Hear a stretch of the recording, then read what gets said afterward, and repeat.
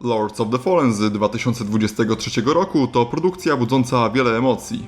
Pomimo tego, że ogólnie rzecz biorąc otrzymała przyzwoite oceny, to nie jest ciężko natrafić się na opinię, że jest to gra niedopracowana, źle zaprojektowana i po prostu kiepska. Uważam, że jedna część z tych rzeczy to realne problemy. Druga wydaje się być już rozwiązana wraz z aktualizacjami, a trzecia to półprawdy i rozdmuchane, przesadzone zarzuty, często powielane przez ludzi, którzy nawet w tę produkcję nie grali. Ja sam ogrywałem ją na premierę, jednak na półkę odstawiłem niedawno, po tym jak w pełni ukończyłem ją jedną postacią oraz przeszedłem większą jej część drugą. Czy teraz, gdy minęło ponad pół roku od premiery, jest to produkcja warta naszej uwagi? Czy może występujące tu wady są na tyle istotne, że lepiej jest pominąć ten tytuł? Ja jestem Adrian, a to jest moja recenzja Lords of the Fallen, które ogrywałem w wersji na PlayStation 5. Na wstępie zaznaczam, że Soulsy, którymi silnie inspiruje się ten tytuł, nie są mi obce. W jedynce, dwójce i Bloodborne zdobyłem platynę, a do tego ukończyłem również trójkę, więc myślę, że mam o nich całkiem dobre pojęcie. Najnowszy LOTW rozgrywa się kilkaset lat po wydarzeniach z pierwowzoru z 2014 roku, jednak spokojnie można w niego grać bez znajomości pierwszej części. Powiązania z nią ograniczają się do kilku nawiązań do tamtejszych postaci i wydarzeń. Po tysiącleciach tyranii demoniczny Bóg Adyr został wygnany do innego wymiaru. Aby uniemożliwić mu powrót, wyznawcy Boga Światła Oriusa stworzyli w krainie Mondstadt promienie blasku. Minęły stulecia, armia tyrana znowu zagraża ludzkości, a on sam po przejęciu kontroli nad promieniami jest coraz bliższy wyrwaniu się z niewoli. Aby temu zaradzić, do Mondstadt został wysłany mroczny krzyżowiec, dzierżący heretycki artefakt zwany Latarnią Umbralu, która po śmierci przywraca jej posiadacza do życia. Wysłannik w obawie przed zdobyciem latarni przez popleczników Adyra wyrzuca ją w rozpadlinę, po czym ginie. Latarnia trafia w nasze ręce. Tajemniczy jegomość uznaje, że to nie przypadek, więc pozostawia na nas znamię Mrocznego Krzyżowca i tak oto na nas spada obowiązek uratowania świata poprzez oczyszczenie promieni z wpływu Adyra. Jak sami widzicie, główny motyw fabularny nie jest specjalnie wyszukany. Przez całą grę oczyszczenie promieni to nasz jedyny cel, co na pewno może dla niektórych stanowić problem z racji braku zachęty w postaci poznawania rozwijającej się historii. Podobnie wyglądało to w Soulsach, jednak tam czasami mieliśmy do wykonania choćby kilka występujących po sobie zadań. W grze jest garść zakończeń, jednak prawdopodobieństwo tego, że za pierwszym przejściem gry bez korzystania z poradników uda nam się odblokować inne niż podstawowe, jest niewielkie. Ono samo wydaje się również dość nagłe oraz naturalnie nie za wiele wyjaśnia. Okej, może nie ma tutaj opowieści, ale na pewno nie brakuje narracji. Wykreowany świat przedstawiony nie jest tak klimatyczny jak ten w Bloodborne, ani tak interesujący jak w Dark Souls, jednak posiada na siebie swój własny, ciekawy pomysł. Posiadacze edycji Deluxe mogą zapoznać się ze szkicami koncepcyjnymi oraz notatkami twórców, które pokazują, skąd czerpali inspiracje do poszczególnych elementów. Całość oparta jest na konflikcie bogów. Wokół Oriusa zorganizowana jest religia wypełniona symboliką krzyży i cierni, w której duże znaczenie ma krew, pokuta i męczennictwo. Fajnie kontrastuje to z dostojnym i szlachetnym sposobem jej prezentacji, ze swoimi różańcami, świętymi relikwiami, lśniącymi pancerzami, czy nawet anielskimi skrzydłami. Sami wyznawcy wypowiadają się z tak wzniosłą manierą i przekonaniem w słuszność swoich tez, że aż chciało mi się ich słuchać. Defile this sacred place with this horror. Wzniośli i bogobojni, a jednocześnie okrutni, bezwzględni i mający krew na rękach, często dosłownie. Ten stylowy, chociaż niekoniecznie oryginalny zabieg sprawił, że ci teoretycznie dobrzy są zdecydowanie ciekawsi i bardziej zapadający w pamięć. W owej religii doszło również do schizmy, w wyniku której powstał zakon czcigodnych strażników. Stali się oni zdeprawowani i zaczęli bezwzględnie oczyszczać świat z heretyków, co z racji posiadania latarni Umbralu tyczy się również nas. Adyr to klasyczny piekielny pomiot. Cały jego anturaż jest skąpany w płomieniach, a jego bestie, rogarowie, to często wariacje na temat różnych diabłów. Ci źli nie są tak ciekawi, co nie jest dziwne, skoro mają stanowić dość standardową manifestację zła prosto z ognistych czeluści. Jednak różne elementy, takie jak odcięte ręce stanowiące trofeum oraz design ichniejszych broni, pancerzy oraz potworów, ubogacają go na tyle, że nie stają się oni nudni i bezpłciowi. Jest jeszcze mroczny i tajemniczy byt zwany gnijącą matką. Praktycznie nie spotykamy jej wyznawców, ale doświadczamy jej obecności dzięki jednemu z największych wyróżników tej gry – Umbralowi. Jest to ponury świat równoległy, stanowiący granicę między życiem i śmiercią. Odgrywa on bardzo istotną rolę w rozgrywce, jednak do tego dojdę później. Mieszanka tych silnie stylizowanych elementów, objawiających się zarówno narracyjnie, jak i wizualnie, sprawia, że grze nie można odmówić ciekawej estetyki. Wiele rzeczy zaprojektowano tak, aby robiły wrażenie, chociaż czasami widać tutaj przerost formy nad treścią. Niektóre elementy wydały mi się tutaj trochę nie pasować, głównie za sprawą powykręcanych, absurdalnych pokrak, które zdają się być zaprojektowane tak, aby na siłę przebić swoją obrzydliwością i dziwnością maszkary z Bloodborne. Większość informacji o świecie uzyskujemy rozmawiając z postaciami niezależnymi oraz czytając opisy przedmiotów i miejsc. To, ile fabuły poznamy, zależy od naszego zaangażowania, co może być trudnym zadaniem, ponieważ większość informacji jest nam przedstawiana w enigmatyczny sposób, a także stanowią one jedynie fragmenty większej całości, które sami musimy ze sobą połączyć, co jest typowe dla tego gatunku. Pojawia się tutaj wątek króla Mordstead oraz jego rodziny, szlachty w nieludzki sposób wykorzystującej swoich podwładnych, czy zwykłych mieszkańców, którzy stali się ofiarami napaści rogarskiej armii. Poznawanie lore nie jest jednak tutaj aż tak nieprzystępne jak w produkcjach Japończyków. Nie tak rzadko zdarza się, że informacje i wydarzenia są nam prezentowane bardziej klarownie. Do tego w świecie gry wprowadzono również echa umbralu, czyli retrospekcje, które możemy obejrzeć, a tak w zasadzie to wysłuchać. To całkiem ciekawy zabieg pasujący do soulsowych założeń, który pozwala przekazywać fabułę z innej perspektywy, w bardziej, że tak powiem, wyreżyserowany sposób. Jak w żadnej grze od From Software byłem w stanie zrozumieć tutaj wiele elementów fabuły, zupełnie nie posiłkując się objaśnieniami stworzonymi przez innych. Pomaga tu również oparcie jej na konflikcie bogów, co daje jeden punkt wspólny, wokół którego orbitują pozostałe wątki. Fabularnie i stylistycznie twórcom udało się znaleźć własny pomysł i zrealizować go w przyzwoity sposób. Jednak jak poradzili sobie z rozgrywką?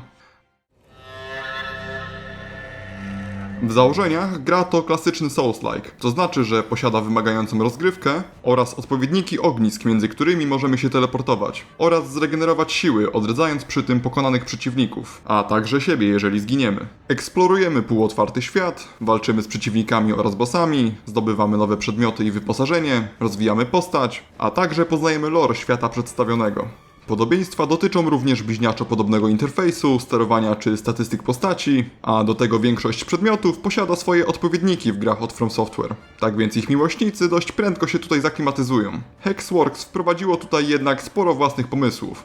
Zaczynamy klasycznie, od stworzenia wyglądu naszej postaci. Oczywiście nie ma to znaczenia, bo prawdopodobnie jest to ostatni raz, gdy widzimy jej twarz. Wybieramy również startową klasę spośród silnych i powolnych, szybkich i zwinnych, a także takich, które posługują się różnymi rodzajami magii. Po przejściu samouczkowej lokacji, pokonaniu pierwszego prawdziwego bossa oraz dotarciu do głównego hubu gry, rozpoczyna się właściwa rozgrywka. Wtedy to ruszamy w głąb krainy, aby wykonać powierzone nam zadanie. Często można usłyszeć, że lokacje w Soulsach łączą się ze sobą w bardzo przemyślany i niejednokrotnie zaskakujący sposób. To po części prawda, ale w dużej mierze jest to wyolbrzymienie, które prawdopodobnie jest powielane przez graczy, którzy grali w pierwszą odsłonę Dark Souls przez pierwsze kilka godzin. To właśnie tam na początku lokacje faktycznie łączyły się ze sobą w świetny sposób, ale dość szybko stawały się one niezależnymi od siebie korytarzami, które posiadały nieliczne skróty jedynie w obrębie samych siebie, a nie całego świata. Sytuacja przez większość czasu wyglądała tak samo w kolejnych częściach oraz w Bloodborne. W Lords of the Fallen natomiast zostało to wykonane fantastycznie. Świat to jeden, bardzo duży, połączony lokacjami obszar, który możemy przejść niemal w całości i skończyć w miejscu, od którego zaczęliśmy. Pierwszy raz dostrzegłem to, gdy spoglądając na przesmyk między górami, dostrzegłem most, który okazał się być centralną lokacją gry, z którego perspektywy zresztą można zobaczyć bardzo dużo lokacji, po których będziemy się poruszać. Sprawia to, że Mordstead, jak żadna inna kraina z Soulsów, wydaje się być wiarygodna. Jeżeli podoba wam się uczucie zaskoczenia w momencie odblokowania skrótu, który przenosi was do lokacji, w której byliście wiele godzin wcześniej, to będziecie zachwyceni. Jak chyba w żadnej innej grze, mapa nie przydawała mi się tak bardzo, aby zorientować się, w której części krainy się teraz znajduję, mimo że jest to jedynie szkic. Jeżeli uważnie obserwujemy to, w jakim kierunku zmierzamy, to będziemy mogli przewidzieć, gdzie zaprowadzi nas właśnie odblokowana ścieżka. Jest to kawał świetnie przemyślanej roboty. Wykreowane lokacje posiadają dużo szczegółów oraz potrafią być naprawdę nastrojowe, chociażby rusztowania na zboczu góry rozświetlane błyskawicami podczas burzy, albo wzgórze z panoramą ze spowitymi we mgle ruinami oraz znajdującym się w nich promieniem. Bardzo przyjemnie się je eksploruje. Zazwyczaj są wielopoziomowe i posiadają masę świetnie ukrytych przejść i przedmiotów. Dlatego warto się dobrze rozglądać, bo nie trudno jest coś przegapić. Czasami również po jakimś czasie wracamy do wcześniej odwiedzanych miejsc, jednak zwiedzamy je z innej perspektywy, przez co jeszcze bardziej sprawiają one wrażenie zawiłych oraz posiadających masę zakamarków, do których ciężko jest się dostać. Zdarza się, że zmuszają nas do wykonywania ryzykownych skoków lub ostrożnego stąpania po wąskich kładkach, co prawdopodobnie będzie czasami dla niektórych bardziej stresujące od batalii z bossami. Do tego wszystkiego dochodzi jeszcze Umbral. Możemy do niego zajrzeć, aby zobaczyć, jak wygląda tamtejsza wersja świata oraz aby chociażby przeniknąć przez kraty, które istnieją tylko w Aksjomie, czyli świecie żywych. Czasami posunąć się dalej będziemy mogli tylko, gdy w pełni wejdziemy do świata umarłych. Dzieje się to automatycznie, gdy zginiemy w Aksjomie, albo gdy zaglądając do Umbralu zostaniemy zaatakowani przez tamtejszego przeciwnika. W każdej chwili możemy to również zrobić manualnie. Postacie, przedmioty i przeciwnicy z Aksjomu przenoszą się do Umbralu, jednak same lokacje ulegają znaczącej transformacji. Cały świat staje się bladoniebieski, wszędzie pojawiają się dziwne narośla, w oddali możemy dostrzec tajemnicze gigantyczne pomniki zawieszone w powietrzu sylwetki,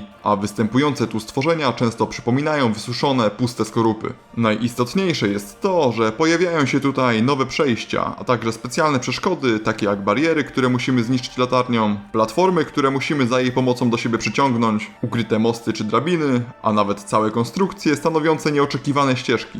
Dzięki tym dodatkom eksploracja wymaga jeszcze więcej myślenia, w jaki sposób dostać się w konkretne miejsce, oraz staje się jeszcze bardziej satysfakcjonująca. Poza tym w Umbralu zdobywamy trochę więcej doświadczenia oraz możemy tu znaleźć dodatkowe, zwykle wartościowe przedmioty, a także wysłuchać ech Umbralu, za co również dostajemy cenny surowiec. Przebywanie w świecie umarłych ma jednak swoje negatywne konsekwencje. Gdy do niego wchodzimy, połowa naszego zdrowia zostaje zaniknięta. Pojawiają się tutaj dodatkowi wrogowie, a do tego nie możemy przebywać w nim zbyt długo, bo w końcu zacznie na nas polować niemal nieśmiertelny przeciwnik, który skutecznie wytłumaczy nam, że należy już wracać do Aksjomu. Co nie jest proste, ponieważ z Umbralu wydostać możemy się tylko przy specjalnych kukłach albo odpoczywając przy szczątkach. Do tego giniemy tutaj już na dobre, więc nie ma miejsca na błędy. Wszystko to sprawia, że Umbral jest niegościnny, tajemniczy, stylistycznie oziębły i martwy, ale przy tym zachęcający do eksploracji. Nie musi się jednak wszystkim podobać. Mi początkowo przeszkadzał fakt, że świat wygląda wtedy mniej ciekawie wizualnie, ze względu na swoją monotonną paletę barw.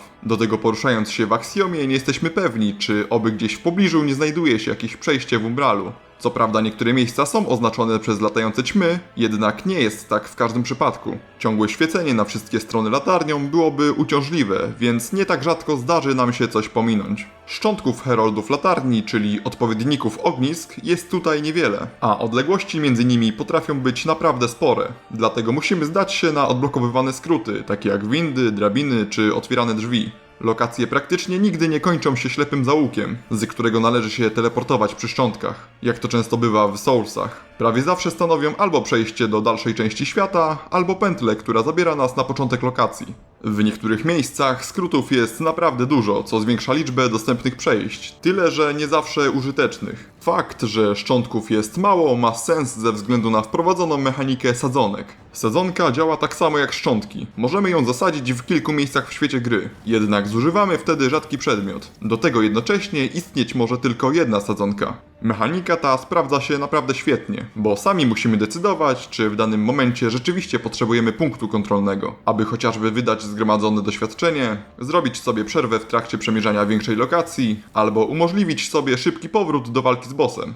Świat gry ma niestety kilka problemów. Lokacje same w sobie są mniej ciekawe wizualnie niż te w grach od From Software. Na pewno nie można odmówić im szczegółowego wykonania, spójności z resztą oraz samego pomysłu. Jednak trochę za często poruszamy się tutaj po zdezelowanych lokacjach poskręcanych ze sobą prowizorycznymi kładkami i zabudowaniami, albo generycznych tunelach, które prawdopodobnie widzieliśmy w grach już setki razy. Rozumiem, że to takie założenie, aby przedstawić świat upadły i zniszczony, tak samo zresztą jak w Soulsach. Jednak tam twórcom udało się zaprezentować ciekawsze i nie zawsze rozpadające się lokacje. Brakuje tu takich, które robiłyby wrażenie rozmachem, co zdecydowanie miałoby sens, bo odwiedzamy tutaj miejsca o niebagatelnym znaczeniu. Do tego nie mamy tutaj zbyt dużej dowolności, jeżeli chodzi o kolejność, w jakiej będziemy odwiedzać lokacje. Tak naprawdę mamy tylko jedną główną drogę i tylko czasami możemy zboczyć z kursu, aby odwiedzić jakieś inne miejsce. Sporadycznie pojawiają się tutaj również nieprzemyślane zabiegi, jak ustawienie przeciwników zaraz przy szczątkach, czy fakt, że nazwa lokacji wyświetla się po wyjściu z niej. Szkoda też, że muzyka nie jest na takim wysokim poziomie jak ta w produkcjach From Software. Nie jest zła, pojawia się głównie podczas walk z bossami i jest wtedy odpowiednio podniosła, a kilka utworów ma swój klimat, jednak brakuje tu takich, które zapadałyby w pamięć albo świetnie współgrały z konkretną lokacją czy starciem. W świecie gry możemy również spotkać postacie niezależne. Zwykle mają one jakieś charakterystyczne elementy, takie jak akcent, jednak i tak nie są specjalnie zapadające w pamięć. Interakcja z nimi ogranicza się do wykonywania dla nich zadań. Oczywiście otrzymujemy jedynie ogólne wskazówki, co powinniśmy zrobić. Problem jest jednak tutaj taki, że często oczekuje się od nas, abyśmy udali się do jakiejś lokacji, w której byliśmy już kilka godzin wcześniej i nie mamy żadnego interesu, aby się tam wrócić. A świat jest zbyt duży, aby chodzić po nim w nadziei na to, że natrafimy się na coś, co pchnie questa do przodu. Sporo zadań możemy szybko popsuć, jeżeli tylko pójdziemy do jakiejś lokacji za wcześnie, albo zwiedzimy je w złej kolejności. Tutaj chyba jest to jeszcze bardziej upierdliwe niż w Soulsach. Nigdy za tym nie przepadałem, bo czuję, że przechodzenie questów w większości zależy od szczęścia. Zadań raczej nie warto wykonywać dla ich narracji, bo zazwyczaj nie jest ona ciekawa. Jednak część z nich w dość istotny sposób rozwija fabułę, a jedno w całkiem zaskakujący sposób łączy się z pierwszą odsłoną. Muszę przyznać, że one akurat wypadły naprawdę fajnie. Gra posiada również elementy sieciowe, jednak nie ma tutaj ani wiadomości zostawianych przez innych graczy, ani plam krwi, które pokazywałyby jak zginęli. Zamiast tego wprowadzono tutaj opcję mszczenia graczy, co polega na pokonaniu przeciwnika, przez którego dany gracz został zabity. Z grą sieciową nie ma to tak naprawdę za wiele wspólnego, po prostu musimy ubić wzmocnionego przeciwnika, który dostał imię jakiegoś gracza. Jeżeli chodzi o wspólną rozgrywkę, to została ona uproszczona, co dla mnie jest dużą zaletą. Nigdy nie byłem fanem ani przymierzy, ani używania różnych przedmiotów do gry sieciowej. Tutaj przy szczątkach mamy wygodną opcję dołączenia do innego gracza, aby mu pomóc albo go zaatakować. Oczywiście znaczy to, że w każdej chwili my też możemy zostać zaatakowani przez innego gracza. Jednak spędziłem w grze około 60 godzin i nie przytrafiło mi się to ani razu. Samemu również nie udało mi się przyzwać kogoś do pomocy, pomimo długiego oczekiwania. Choć przyznaję, że próbowałem zaledwie kilka razy w kilku lokacjach. Udało mi się za to połączyć z kimś jako pomocnik. Kooperacja jest tutaj zaskakująco swobodna. Wezwany gracz teleportuje się między szczątkami razem z hostem. Może levelować postać, zbierać przedmioty, a nawet wchodzić w interakcję z elementami umbralu. Do tego nawet jeżeli zginiemy, to nie trafiamy do swojego świata, bo gospodarz może nas przywrócić do życia przy szczątkach. Dzięki temu w kooperacji można naprawdę fajnie się bawić. Nie zauważyłem również żadnych opóźnień podczas połączenia. Należy jednak pamiętać, że zmiany w świecie gry zachodzą jedynie dla przyzywającego gracza. Podczas wspólnego grania udało nam się nawet zawalczyć z innym graczem i wtedy również nie zauważyłem żadnych problemów z płynnością czy hitboxami. Podejrzewam jednak, że tak jak w Soulsach, niektóre klasy postaci, chociażby zbyt powolne, mogą okazać się zdecydowanie mniej skuteczne w PvP. No i pozostaje jeszcze kwestia tego, że chętnych do grania jest niewielu. Za granie online dostajemy 3 rodzaje przedmiotów, które możemy wymienić na różne kosmetyczne elementy. Sęk w tym, że jeżeli tak jak w moim przypadku ograniczycie się do mszczenia za wrogich graczy, to praktycznie na nic nie będzie was stać, bo ceny są bardzo wysokie. Większą ilość przedmiotów uzyskujemy walcząc z oraz przeciwko innym graczom. Ale właśnie, jak prezentuje się tutaj jakże istotny aspekt Souls-like'ów, czyli walka i rozwijanie postaci? Na pierwszy rzut oka wygląda to bliźniaczo podobnie do Dark Souls. Występują tutaj odpowiedniki dusz zwane wigorem, za które zarówno kupujemy przedmioty, jak i rozwijamy naszą postać, podnosząc nasze atrybuty, co chociażby zwiększa nasze zdrowie, czy umożliwia korzystanie z nowego oręża czy czarów. Liczbę atrybutów ograniczono do zaledwie 6, co ogólnie uważam za plus, bo zazwyczaj gdy było ich dużo, to część z nich stawała się mało użyteczna. Jednak wynikają z tego pewne problemy, do których niedługo przejdę. W przypadku śmierci tracimy cały niewykorzystany wigor, jednak jednorazowo możemy go odzyskać, jeżeli dotrzemy do miejsca, w którym zginęliśmy. Tutaj, tak jak w Bloodborne, nasze doświadczenie może zostać pochłonięte przez przeciwnika i aby je odzyskać, będziemy musieli go pokonać. Korzystać możemy z broni białej podzielonej na różne miecze, młoty czy topory, z tarcz, broni dystansowej w postaci łuków, kurz czy przedmiotów do rzucania oraz 3 typów zaklęć podzielonych na odpowiedniki soulsowych cudów, pirmancji i magii. Pewnym ograniczeniem jest to, że nie możemy zmieniać tutaj broni podczas walki, bo do każdej ręki może być przypisany tylko jeden przedmiot, co może nieco ograniczać nasze dostosowywanie się do sytuacji. Występuje też tutaj udźwig, który determinuje to, ile sprzętu możemy na siebie założyć, co ma wpływ na naszą mobilność. W trakcie walki możemy też korzystać z przedmiotów jednorazowych, takich jak różne odtrutki, wzmocnienia nakładane na broń i tym podobne czasowe ulepszenia. Kwestia mechaniki walki na pierwszy rzut oka również wygląda podobnie. Całość oparta jest na zarządzaniu wytrzymałością.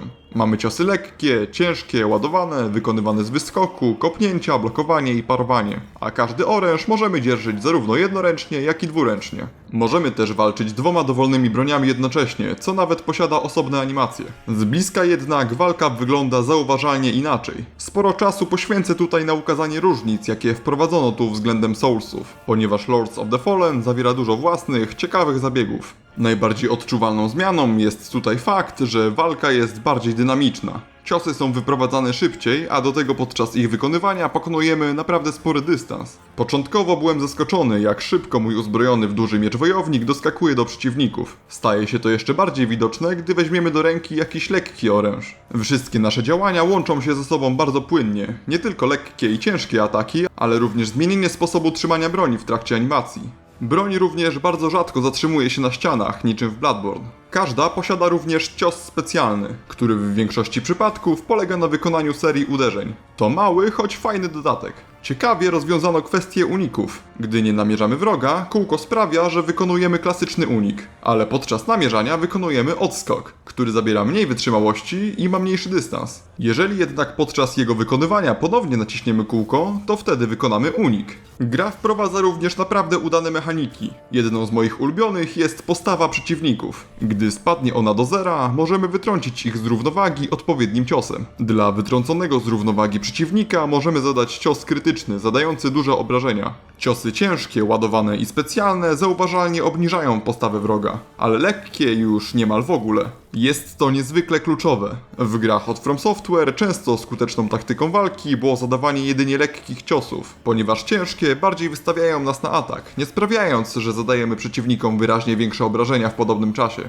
Memy o spamowaniu R1 nie wzięły się znikąd. Tutaj naprawdę opłaca się wykonywać ciosy, które zajmują więcej czasu, ponieważ obniżanie wrogiej postawy jest opłacalne, a do tego same ciosy zauważalnie częściej niż w Soulsach przerywają wrogie animacje, więc wyraźniej czujemy ich siłę, a wykonywanie ich jest bezpieczniejsze. Większą ilość postawy odbieramy atakując przeciwników od tyłu, więc opłaca się do nich zakradać oraz włazić im na plecy podczas walki. Lekkie ciosy również bywają wyjątkowo użyteczne. Niektóre bronie posiadają efekty statusowe, takie jak krwawienie, których nakładanie jest zależne od ilości trafień, więc warto wtedy atakować jak najczęściej. Dzięki temu wszystkiemu naprawdę opłaca się korzystać z pełnego arsenału ciosów, jaki oferuje dany oręż. Parowanie również wygląda tutaj inaczej. Robimy to podnosząc gardę, co pozwala ograniczyć wykorzystanie kontrolera, chociaż na początku naprawdę ciężko było mi to wyczuć. Gdy uda nam się sparować atak wroga, nie zostaje on od razu wytrącony z równowagi, a jedynie zostaje obniżona jego postawa. Jako że nagroda za udane parowanie jest mniejsza niż w Soulsach, to okienko czasowe na jej wykonanie jest zdecydowanie większe. Często zdarzało mi się zablokować całą sekwencję ataków przeciwnika. Skłania nas to do bardziej ryzykownego grania. Tak samo zresztą jak zanikanie zdrowia.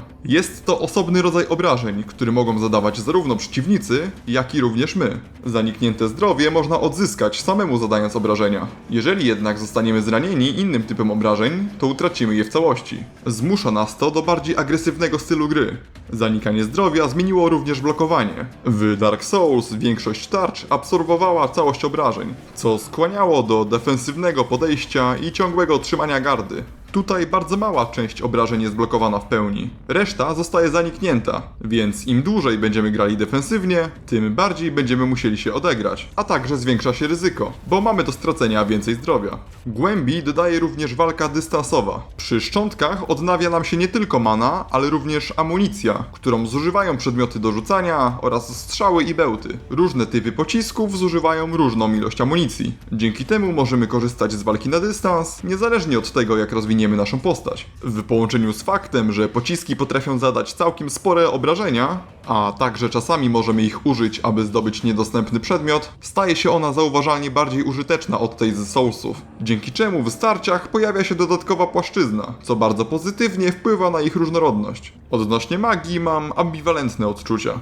Do rzucania zaklęć zużywamy manę, którą efektywnie możemy odnawiać jedynie za pomocą jednorazowych przedmiotów. Możemy pozbyć się jej naprawdę szybko, więc jeżeli chcielibyśmy skupić się głównie na zaklęciach, to będziemy zmuszeni przeznaczać część naszej waluty na kupowanie magicznych kamyczków. Tak więc jeżeli będziemy wielokrotnie ginąć, a przy tym pozbywać się naszych ograniczonych zasobów, to będziemy zmuszeni grindować wigor, aby je uzupełnić. Zdecydowanie wolałbym system z pierwszego i drugiego Dark Souls, gdzie konkretne zaklęcia posiadały określoną ilość użyć. Albo chociaż z Dark Souls 3, gdzie mogliśmy zamienić część butelki Estusa na taką odnawiającą manę. Niestety tutaj nawet gdy gramy magiem, to i tak sporo czasu będziemy walczyć wręcz. Również dlatego, że sporo zaklęć wymaga do rzucenia naprawdę sporo czasu. Fakt, że sami nie możemy zwiększyć naszej many, ponieważ jej ilość jest uzależniona od innych atrybutów, zdecydowanie tutaj nie pomaga. Samych zaklęć nie wybieramy jak przedmiotów. Do wszystkich mamy natychmiastowy dostęp za pomocą przycisków na kontrolerze, co jest całkiem fajne. Chociaż na początku ciężko było mi się przyzwyczaić do tego, że każdy czar rzuca się innym przyciskiem. No i sprawia to również, że możemy ich mieć ograniczoną ilość, bo i ograniczona jest liczba przycisków na padzie.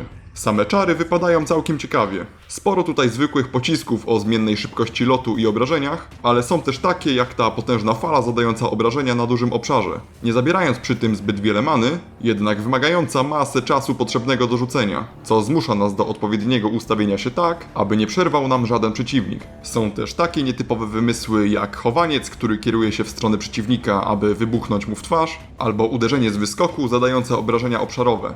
W Hexworks zauważalnie swobodniej podeszli do tworzenia zaklęć. Pozytywnie urozmaica to granie magiem, a także daje dostęp do nieszablonowych zagrań. Niestety same typy magii, czyli blasku, piekła i umbralu, nie różnią się od siebie aż tak znacząco. A do tego, co już mi się naprawdę nie podoba, czasami jedno zaklęcie występuje w różnych typach magii pod inną nazwą. Ogólnie rzecz ujmując, myślę, że magia raczej powinna stanowić tutaj dodatek do walki bronią białą, bo skupienie się na niej w pełni może okazać się być trudne w realizacji. Można by było pomyśleć, że może twórcy nie chcieli, aby gracze mogli ciągle atakować wrogów na dystans, ale gdyby tak było, to nie dawaliby nam broni dystansowej z odnawialną amunicją, do tego tak skutecznej. Latarnia Umbralu również pełni rolę w walce, a mianowicie pozwala nam na chwilę wyrwać duszę z wroga, aby zadać mu trochę obrażeń od zanikania. Nie korzystałem z tego za często, ponieważ sprawia to, że sami otrzymujemy wtedy trochę obrażeń od zanikania, a sam przeciwnik może odzyskać swoje zaniknięte zdrowie, tak samo jak możemy to zrobić my. Czasami przydawała się ona, aby rzucić przeciwnikiem w przepaść. Używamy jej również, aby niszczyć pasożyty Umbralu, które dają bardzo silną osłonę dla przeciwnika, co czasami potrafiło mnie zirytować, bo ciężko było mi określić, z jakiej odległości będę w stanie dosięgnąć tego cholernego robaka. System walki ma niestety trochę problemów. Namierzanie przeciwników często działa koszmarnie. Zmienianie celów wydaje się działać losowo, a namierzenie elementu otoczenia, gdy w pobliżu znajdują się wrogowie, to udręka. Zmiana w opcjach sposobu namierzania na inne nie pomagała. Starcia potrafią stać się zupełnie nieczytelne przez efekty graficzne zasłaniające pole bitwy, przez co nie widzimy nadchodzących ataków. Sama kamera również potrafi wariować, jeżeli ustawimy się zbyt blisko ściany albo innego przeciwnika. Jak w żadnych Soulsach, zdarzało mi się tutaj zostać zablokowanym przez przeciwników w jakimś wąskim przejściu, nie mając możliwości ucieczki. Nie muszę chyba mówić, że w tego typu grze z wysokim poziomem trudności, który gracze są w stanie znieść m.in. dlatego, że jest on sprawiedliwy, fakt występowania sytuacji, w której giniemy nie ze swojej winy, jest wyjątkowo frustrujący. Często też nie mogłem wykonać ciosu krytycznego na wrogu wytrąconym z równowagi, przez co ciągle nie byłem pewny, czy oby tym razem uda mi się to zrobić. Czy gra jest tak trudna jak produkcje From Software? Niektóre elementy sprawiają, że LOTW jest przystępniejszy. Wprowadzono tutaj całą bibliotekę poradników, które wyjaśniają, jak działają poszczególne mechaniki i które możemy sobie w każdej chwili obejrzeć. Mamy tu w zasadzie 2 życia, więc gra jest bardziej wyrozumiała. Dzięki temu również upadki w przepaść nie są aż tak dotkliwe. Ułatwić sobie życie możemy również klasycznie, poprzez wspólne granie z innymi, albo przeglądając solucje w internecie. Jednak tego akurat nie polecam. Uważam, że odkrywanie wielu aspektów na własną rękę stanowi jeden z najważniejszych elementów Souls-like'ów. Naturalnie niektórych zabiegów gra nie wyjaśnia. Fakt, że pusty szyb zawsze oznacza, że w danym miejscu odblokuje się skrót w postaci windy, albo to, że rozpoczęcie i wykonywanie zadań nie jest nam w żaden sposób sygnalizowane, to standardy, które dla weteranów są oczywiste. Jeżeli jednak chodzi o wyzwania stawiane podczas walki, to zdecydowanie nie są one proste. Bossowie dzielą się tutaj na dwa typy. Pierwszy to po prostu wzmocnieni zwykli przeciwnicy. Jest to dość tani sposób na zwiększenie ilości boss fightów. Jednak poza zwiększoną liczbą zdrowia, czasami starcia mają miejsce na innych zasadach. Choć niestety nie jest tak w każdym przypadku. Zazwyczaj walczy się z nimi dobrze, jednak niektórzy z nich są niesamowicie męczący i zmuszają do mozolnego zeskrobywania ich paska zdrowia. Drugą grupę stanowią bossowie właściwi, z własnym przerywnikiem filmowym, modelem oraz zestawem ruchów. Część z nich jest naprawdę świetna, a także posiada kilka ciekawych pomysłów na prowadzenie potyczek, co sprawia, że są one różnorodne. Poza klasyczną walką w zwarciu, całkiem często korzystają oni z ataków obszarowych o wyjątkowo pokaźnym zasięgu, które zmuszają nas do biegania po polu bitwy. Niektórzy z nich należą do naprawdę wymagających. Już zapomniałem, jak to jest faktycznie uczyć się danego szefa, aby móc go pokonać. Tutaj czasami naprawdę trzeba zapamiętać jego ciosy, wiedzieć jak ich unikać oraz kiedy atakować. Stawanie się coraz lepszym i patrzenie, jak nasze starcia stają się coraz bardziej eleganckie, a sam pasek zdrowia bossa z każdym podejściem stopniowo staje się coraz mniejszy, jest silnie motywujące. A gdy już odniesiemy zwycięstwo, to czujemy ogromną satysfakcję oraz ekscytację z faktu, że przed nami otwarła się właśnie kolejna część świata. Łyżką dziegciu jest tutaj praktycznie nieśmiertelny, idiotycznie trudny boss, pojawiający się kilka razy przez całą grę, który po tym, gdy nas pokona, znika i przenosi się dalej. Jaki stał cel za takim maltretowaniem gracza? Nie wiem. Bardzo częstą przypadłością jednego bossa jest jego blokowanie się na elementach otoczenia, przez co raz musiałem przeładować lokację, bo nie byłem w stanie go zranić. Do tego ostatni boss z podstawowego zakończenia jest beznadziejny. Walka z nim jest mozolna, prosta i właściwie zmusza do korzystania z broni dystansowej. Tak naprawdę jest to zabijanie potworków na czas, a nie prawdziwy pojedynek.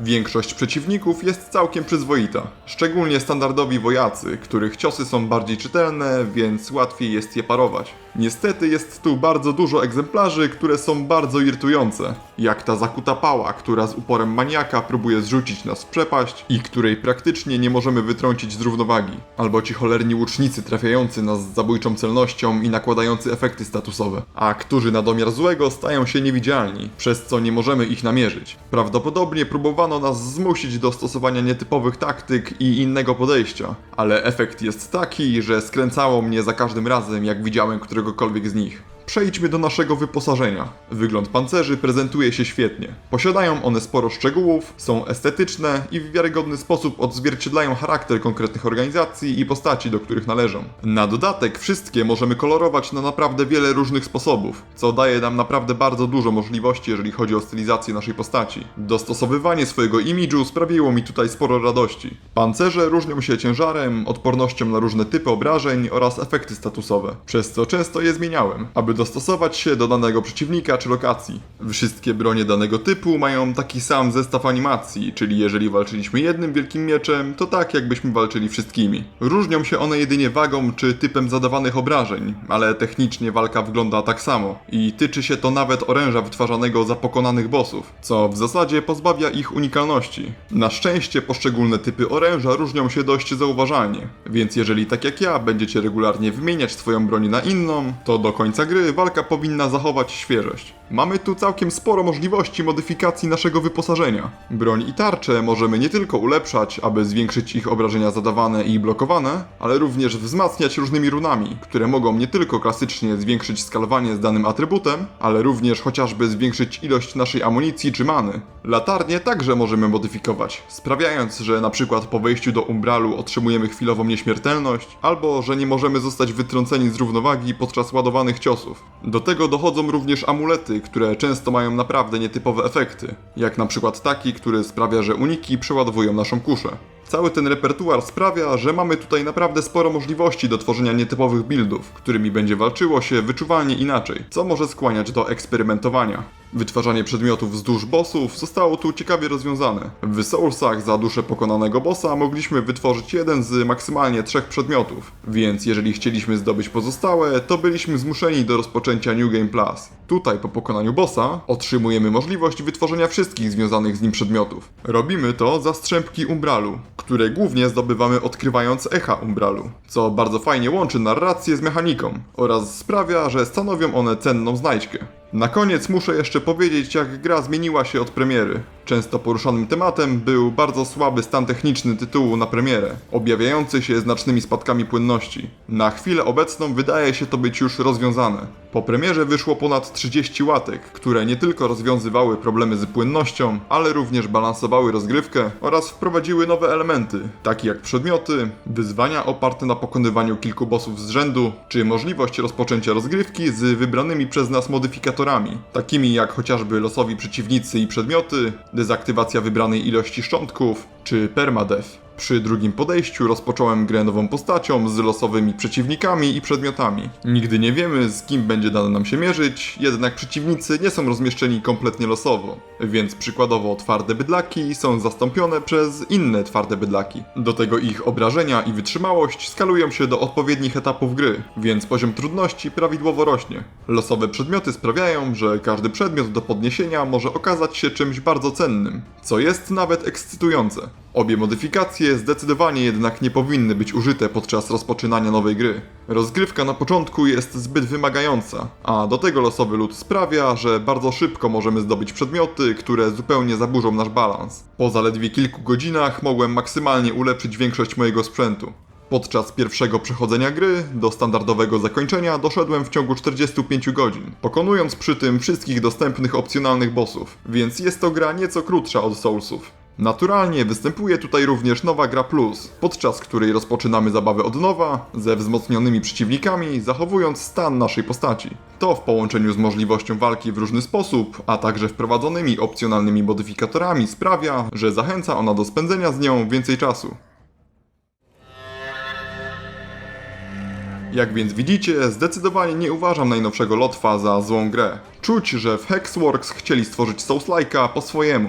Całkiem interesujący, sensownie napisany oraz ciekawy stylistycznie świat przedstawiony, dobrze zrobiony element charakterystyczny, jakim jest Umbral, stanowiący ważną część nie tylko fabuły, ale również rozgrywki, fantastycznie rozplanowane lokacje, które bardzo przyjemnie się eksploruje, oraz walka, która daje zarówno dużo satysfakcji, jak i różnych możliwości. Do tego fakt, że twórcy nie porzucili swojej produkcji po premierze, stale poprawiali jej problemy oraz dodawali do niej nowe elementy, sprawia, że widać, że zależy im na swojej produkcji. Niestety czuć, że została ona stworzona przez zdecydowanie mniej doświadczone studio. Całość nie jest tak ciekawa jak produkcje From Software. Część rzeczy mogła być zaprojektowana lepiej oraz czasami widać tutaj zabiegi wprowadzone po to, aby zaoszczędzić. Mimo tego i tak naprawdę dobrze bawiłem się przy tej grze, chociaż nie tak dobrze jak przy Soulsach. Mimo potknięć uważam, że twórcy mogą być zadowoleni z tego, co udało im się stworzyć. Zachęcam was, abyście dali temu tytułowi szansę, ponieważ naprawdę nie jest to tak zła gra, jak można by się spodziewać. Pomimo krążącej wokół gry atmosfery niezadowolenia i pogardy, sprzedała się ona całkiem przyzwoicie. Na tyle przyzwoicie, że tworzenie kontynuacji jest już potwierdzone, co nawet mnie cieszy, bo twórcy będą mieli teraz większe pole do popisu. Miejmy tylko nadzieję, że w Hexworks wyciągną właściwe wnioski z tej gry. Dajcie znać, czy macie zamiar udać się do Mordstead, czy może produkcja ta nie trafia w wasze oczekiwania. To tyle ode mnie. Na razie.